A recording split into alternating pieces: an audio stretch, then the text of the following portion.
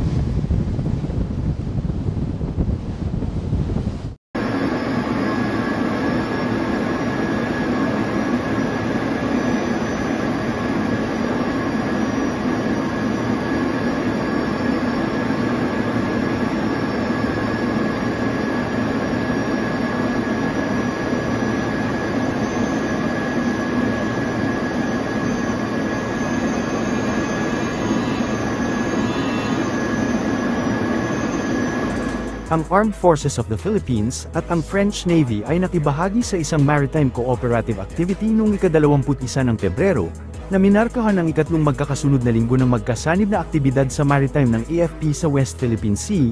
Sa loob ng Joint Operational Area ng Northern Luzon Command, nagtulungan ng mga puwersa ng Pilipinas at France sa isang serye ng mga aktibidad na idinisenyo upang pahusayin ang kanilang interoperability, komunikasyon, at kakayahan sa pagtatanggol. You need to have trust, and that means that you have to get to know each other, you have to get to know how the other Navy or the other armed force operates.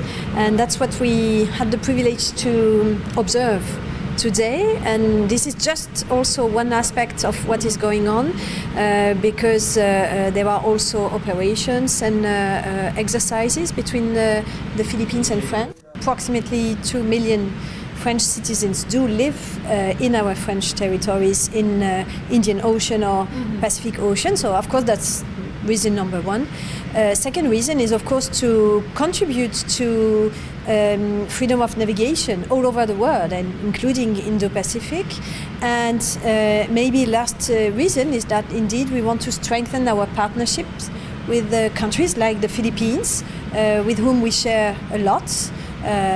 International law, multilateralism, and we are of course both maritime nations. Kabilang sa mga asset ng Pilipinas na kasangkot sa MCA na ito ang BRP Jose Rizal, BRP Gregorio del Pilar, C-90 aircraft, 2 FA-50, at Philippine Air Force Search and Rescue Units. Sa panig ng France na lumahok sa ehersisyo ang aircraft carrier ng French Navy na Charles de Gaulle R-91, Frégate European Multi-Mission Destroyer Provence, Force Supply Vessel Jacques Chevalier, Air Defense Destroyer Forbin, at Aquitaine-class frigate Alsace, kasama sa serye ng mga drill ang Communications Check Exercise, Division Tactics, Officer of the Watch Maneuvers, Photo Exercise, Replenishment at Sea, palitan ng tauhan sa pamamagitan ng Rigid Hull Inflatable Boat, Anti-Submarine Warfare Exercises, at dissimilar aircraft combat training.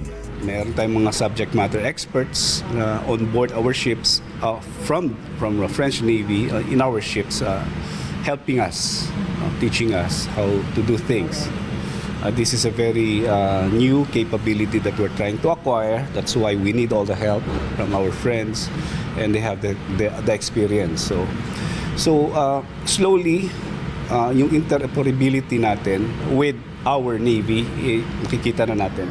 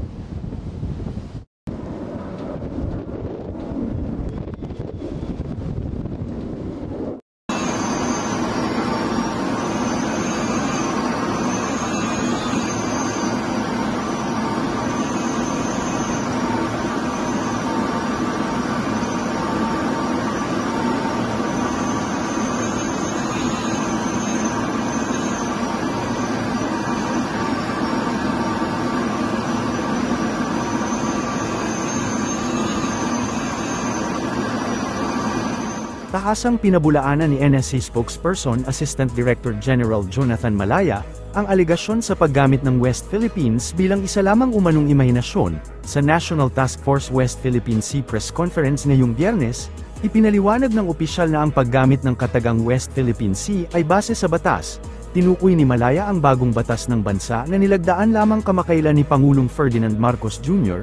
noong Nobyembre 2024, ang Philippine Maritime Zones Act kung saan malinaw aniyang inilarawan kung ano ang West Philippine Sea, aniya, ang maritime zones ng Pilipinas sa kanlurang parte ng archipelago kabilang ang Luzon Sea at Territorial Sea ng Bajo de Masinloc, at maritime features ng Kalayaan Island Group ay kolektibong kilala bilang West Philippine Sea. Nilinaw din ni Malaya na old reference na o lumang basehan na ang administrative order na nilagdaan noong 2012, ng yumaong dating Pangulong Benigno Aquino III na ginagamit naman ngayon ng mga vlogger at commentator bilang basehan sa pagdepensa ng paggamit ng katagang West Philippine Sea.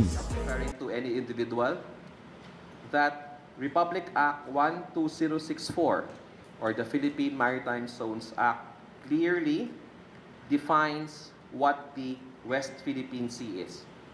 And let me quote, "The maritime zones of the Philippines on the western side of the archipelago, including the Luzon Sea and the territorial seas of Bajo de Masinloc, and the maritime features of the Kalayaan Island Group shall collectively be known as the West Philippine Sea."